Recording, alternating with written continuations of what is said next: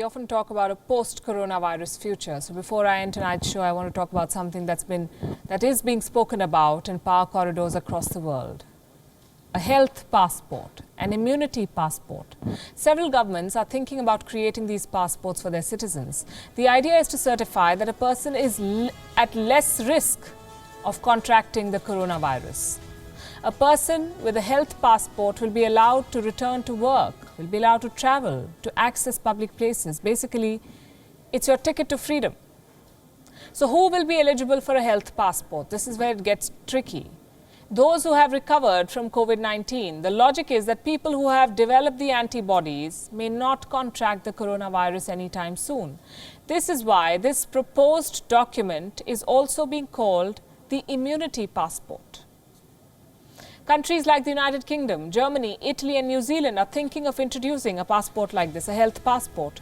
To apply for a health passport, a person would have to run a blood test.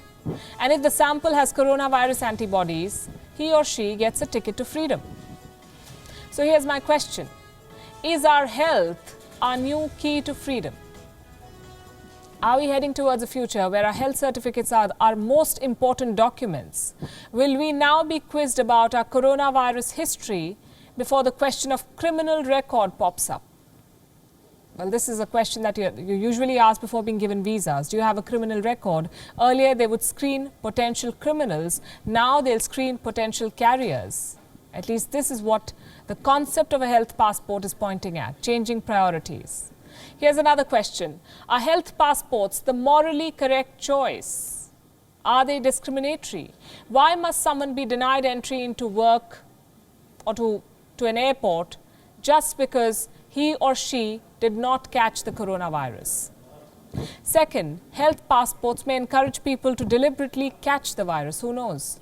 Also, is this the morally correct thing to do? Think about it. Let me also tell you that immunity passports do not certify immunity when it comes to the coronavirus. A past infection does not rule out a reinfection. There is no guarantee that those who have developed the antibodies will not contract this virus again.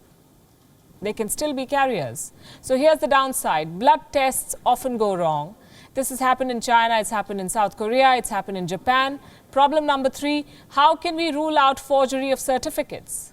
Clearly, immunity passports are not foolproof. And this brings me to another question. Are health passports the need of the hour? Do governments really have no choice but to issue something like this? Economies need to reopen, as do borders. People need to go back to work. Planes need to ferry passengers. So the health passport or immunity passport may be the best bet in this situation, at least till we have a vaccine.